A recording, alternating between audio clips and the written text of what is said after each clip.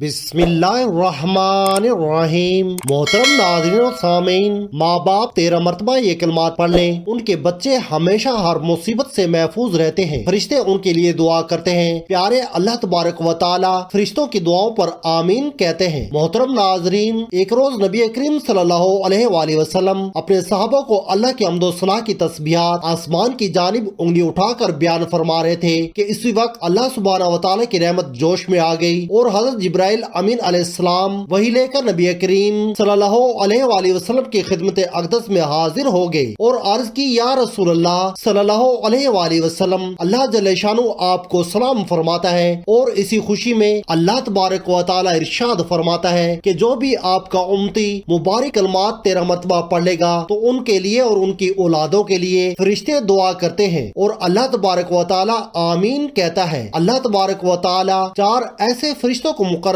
فرما دیتا ہے، ان کو اور ان کی اولادوں کو اپنے سائے میں پناہ دے دو، تو ان 13 کلمات کو پڑھنے سے تمام شیطانی وار خطا ہو جائیں گی اور دنیا مافیا کے شر سے ہمیشہ کے لیے ان کی اولادیں محفوظ و مامون رہیں گی۔ وہ 13 کلمات اس ویڈیو میں پیش کیے جائیں گے۔ گزارش ہے کہ اس ویڈیو کو آخر تک ضرور دیکھیے گا۔ پیارے دوستو، حضرت ذوالنون مصری رحمۃ اللہ علیہ ارشاد فرماتے ہیں کہ میں ایک روز دریائے نیل کے کنارے جا رہا تھا، میں نے دیکھا ایک بچھو دریا کے کنارے کی جانب بھاگتا ہوا آ رہا تھا۔ جب وہ دریا کے کنارے پر پہنچا تو اسی وقت دریا سے ایک کچھوا نمودار ہوا جو اس بچھو کو لے کر پھر دریا کے دوسرے کنارے کی جانب چل پڑا۔ حضرت ذوالنون فرماتے ہیں کہ مجھے بھی پھر شوق پیدا ہوا کہ میں دیکھوں کہ یہ بچھو اور کچھوا کہاں جاتے ہیں اور کیا کرتے ہیں۔ چنانچہ میں ایک کشتی پر سوار ہوا اور ان کے پیچھے پیچھے ہو لیا۔ وہ بچھو دریا کے دوسرے کنارے پر جا کر دریا سے باہر نکل گیا اور ایک جانب کو دوڑنے لگا۔ جب وہ کچھوا دریا میں واپس آ گیا تو میں اس بچھو کے پیچھے ہو لیا۔ اچانک وہ بچھو ایک ایسی جگہ پر جا کر رک گیا جہاں پر ایک شخص سویا ہوا ہے۔ جب ایک زہریلا سانپ اس شخص پر حملہ کرنے کی تیاری میں تھا، اس بچھو نے سانپ پر حملہ کیا اور سانپ نے بچھو پر، اور پھر دونوں ایک دوسرے کے زہر سے مر گئے۔ لیکن اللہ تبارک و تعالی نے اس سوئے ہوئے شخص کو زہریلے سانپ کے وار سے بچا لیا۔ یہ بات صرف اللہ ہی بہتر جانتا ہے کہ جب ہم سوتے ہیں تو اللہ تبارک و تعالی ہمیں کون کون سی مصیبتوں اور آفتوں سے محفوظ فرماتا ہے۔ تو میں نے اس جوان کو جگایا اور اس سے پوچھا کہ تم نے ایسا کون سا نیک عمل کیا جس سے موت تمہارے قریب ہو کر بھی تمہیں چھو نہ سکی؟ تو اس نوجوان نے جواب دیا کہ میرے ماں باپ 13 مرتبہ یہ کلمات پڑھتے ہیں اور میں ان کلمات کی بدولت ہر حادثے سے محفوظ رہتا ہوں۔ پیارے دوستو، جب جبرائیل امین نبی رحمت صلی اللہ علیہ وآلہ وسلم کی خدمت اقدس میں حاضر ہو گئے اور آپ صلی اللہ علیہ وآلہ وسلم سے گفتگو کی تو تمہیں اس بات پر تعجب نہیں کرنا چاہیے، کیونکہ ہر پیغمبر کو اس کے مقام و مرتبہ کے حساب سے اللہ تبارک و تعالی نے معجزات عطا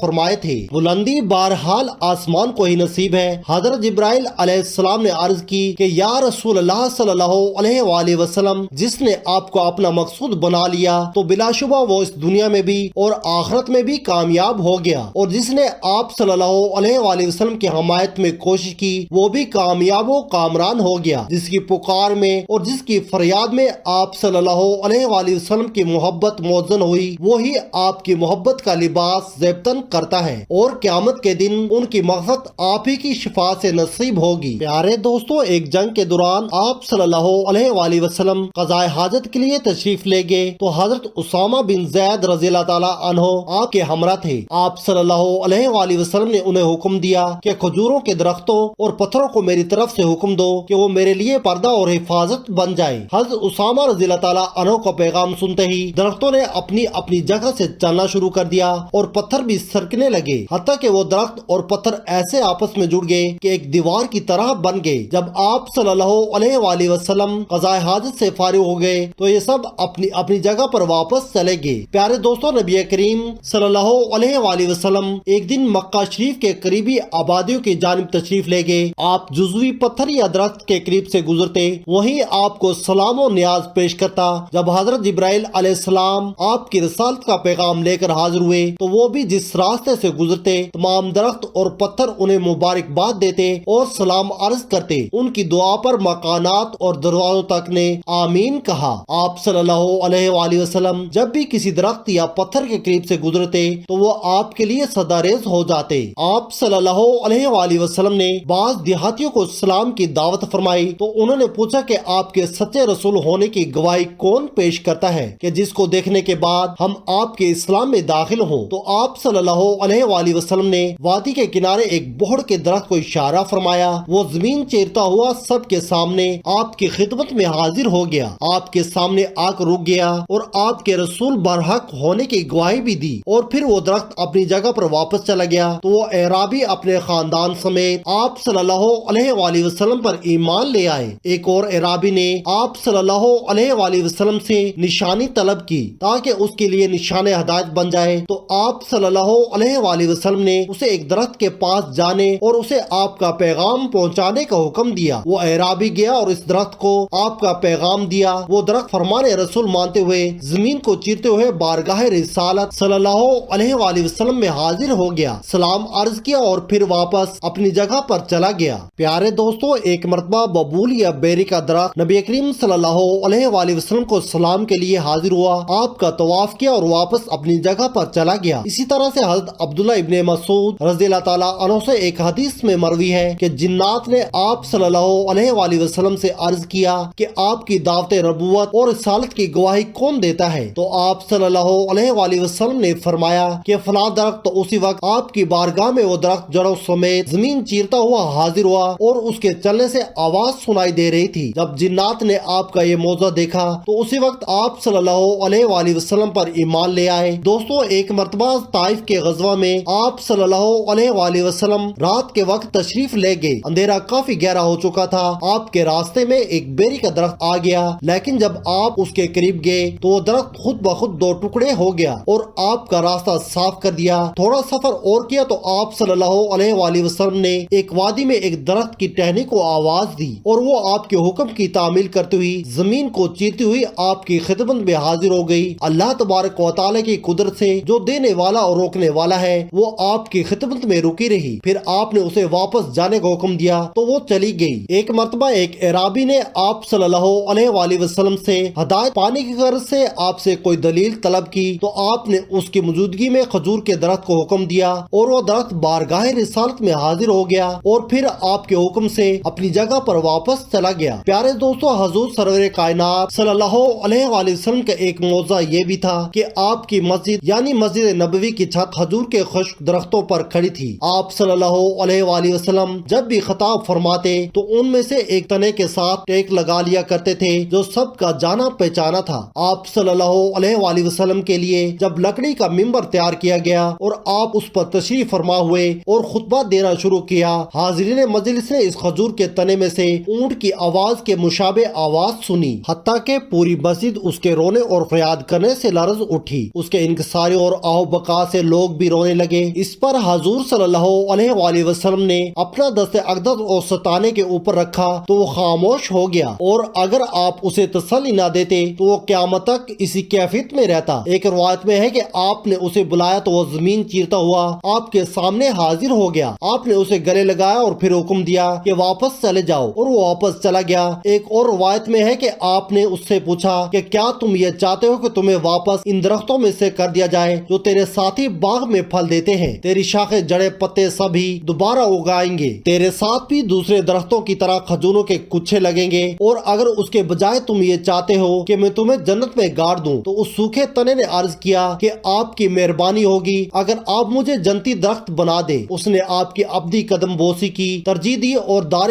فنا کے مقابلے میں دار بقا کو پسند کیا۔ روایت میں آتا ہے کہ آپ صلی اللہ علیہ وآلہ وسلم نے اس کے بارے میں حکم دیا کہ اسے میرے ممبر کے نیچے دفن کر دیا جائے تاکہ وہ میرے ممبر سے متصل رہے۔ جب مسجد نبوی کی تعمیر نو ہوئی تو اس درخت کو حضرت ابی رضی اللہ تعالیٰ عنہ اپنے ہاں لے گئے۔ سبحان اللہ۔ پیارے دوستو، آپ صلی اللہ علیہ وآلہ وسلم کا ایک موضوع یہ بھی ہے کہ ایک مرتبہ لوگ پانی کی تلاش میں ادھر ادھر پھر رہے تھے اور تھکن ناکام واپس لوٹے۔ تب آپ نے ان سے بچا ہوا پانی طلب فرمایا اور اسے ایک برتن میں ڈال دیا، تو آپ صلی اللہ علیہ وآلہ وسلم نے اسے اپنے سامنے رکھ کر اس میں اپنے دونوں مبارک ہاتھ ڈال دیے، تو آپ صلی اللہ علیہ وآلہ وسلم کی انگلیوں کے درمیان سے پانی کے چشمے بہنے لگے۔ لوگوں نے ایک ایک کر کے اس پانی سے وضو کیا اور 1205 آدمیوں نے اسی طرح وضو کیا۔ اگر 1,00,000 بھی ہوتے تو پھر بھی وہ پانی ختم نہ ہوتا، اور یہ آپ صلی اللہ علیہ وآلہ وسلم کی دست اقدس کی برکت ہی۔ غزوہ تبوک میں کچھ لوگ ایک چشمے کی طرف گئے، دیکھا تو اس میں تھوڑا سا پانی چمک رہا رہا تھا جو اس چشمے کا 10واں حصہ بھی نہ تھا۔